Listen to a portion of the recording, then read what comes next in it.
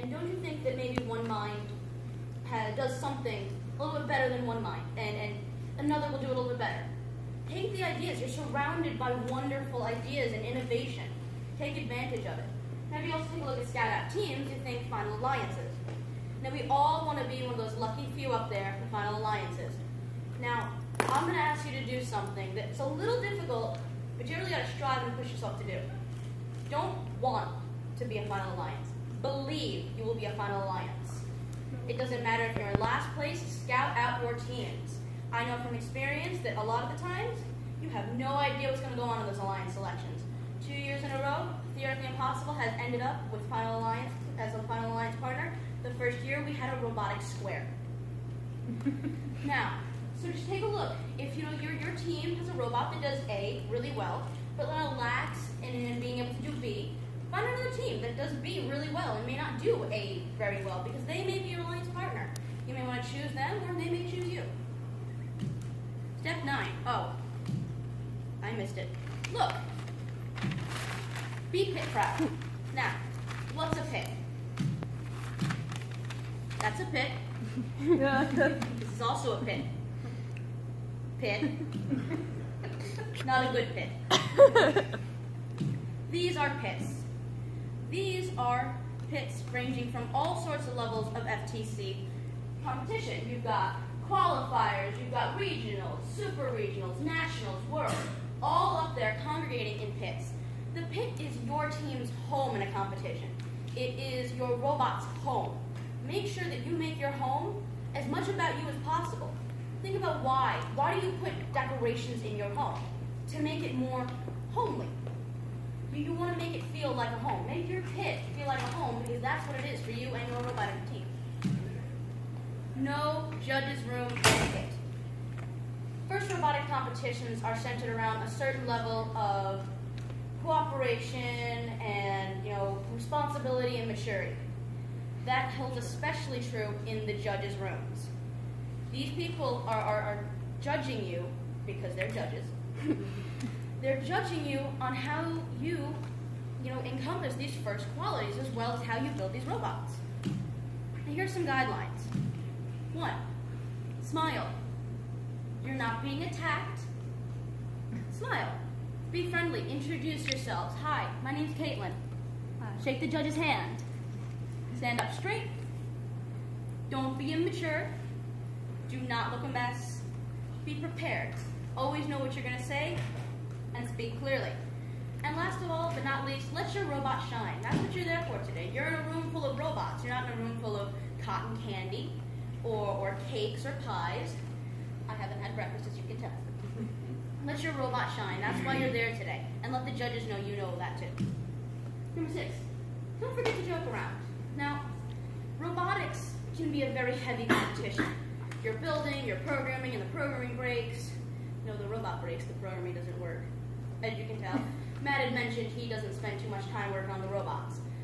I work public relations, so I don't always touch the robot. I'm, rudimentary building, so you can definitely have an extra pair of hands around is always good.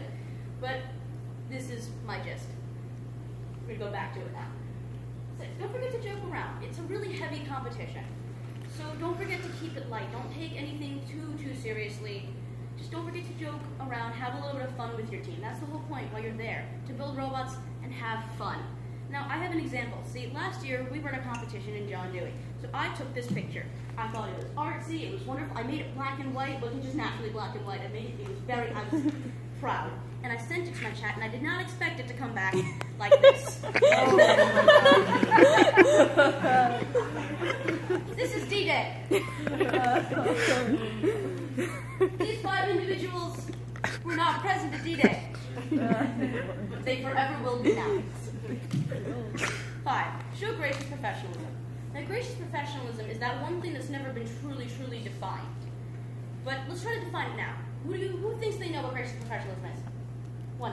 Gracious professionalism is being, it's basically good sportsmanship, but to another level, where you're not only just saying, oh, great game, whatever, you are helping the other teams. Like a competition I know, as soon as we got to Francis Lewis, one of our friend teams, Radical Robots, they came right up to us and said, do you have a saw? Because we need a saw. Yes. And then I literally just opened up the toolbox and like, yeah, here, take.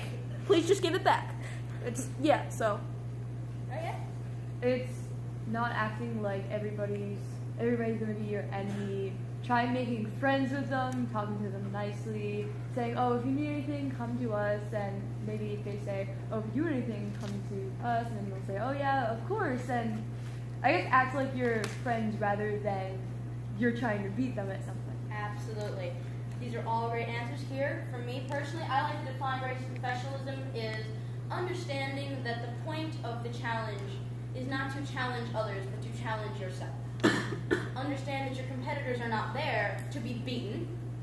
They're there to help you grow.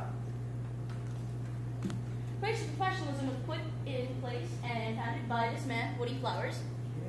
Woo! I have nothing else to say, I just like Woody Flowers. Appreciate your team. They're with you through an entire season. Every night you're up till 4 a.m.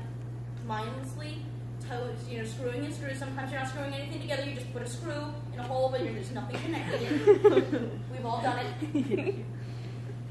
They're there with you. They're right next to you. Your mentors are there. They're pulling you to every competition. They're right by your side.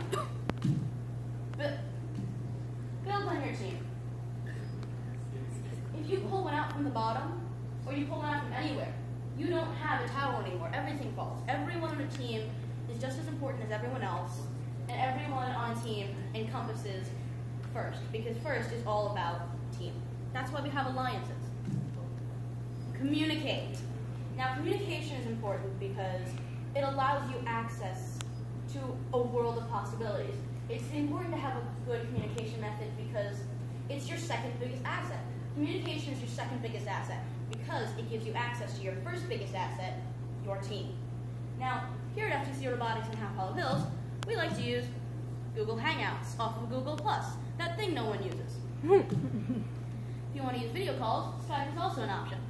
Now, I know a lot of people with, we all have mentors and coaches on our teams. A great way for them to communicate with us, whether in a school situation or Boy Scout troop, Girl Scout troop, or even at home, remind is extremely helpful. Now remember, you're not on a team. Through your entire season, I want you to remember, you are not on a team. We're going to say it together. I am not on a team. Now, I am not on a team. You're in a family. You are in a family. FTC is a family. This is my family. I get to spend the entire competition season with them and the rest of the year because we plan events like this. And they're crazy and loud and they break things and they break me. But I would not trade them for the world because they have become my family. Recently we have merged, if you notice there are two different pictures there. Right in the bottom corner, that is my original team. That is theoretically impossible of last year. You'll notice right next to it, in that mafia-style picture we've taken at Syosset, that is theory of everything. We've recently merged with a lot of their members, and we've taken in a lot of them. You'll see the group of them back there. We've taken in a lot, and as soon as I saw that merger, I realized this was not a merger. This was not just taking people into the team. I have now added 4 more seats to the right-hand table at my wedding. Last step, be proud. It doesn't matter if you've made it to Worlds, to Nationals, to Super Regionals, to Regionals. It doesn't matter if you're a Final Alliance and qualifying a tournament. You have built a robot, you have programmed the robot, you have not killed your teammates, which is an accomplishment. Yes, it is. Be proud. And that concludes it, and I would like to thank you for joining us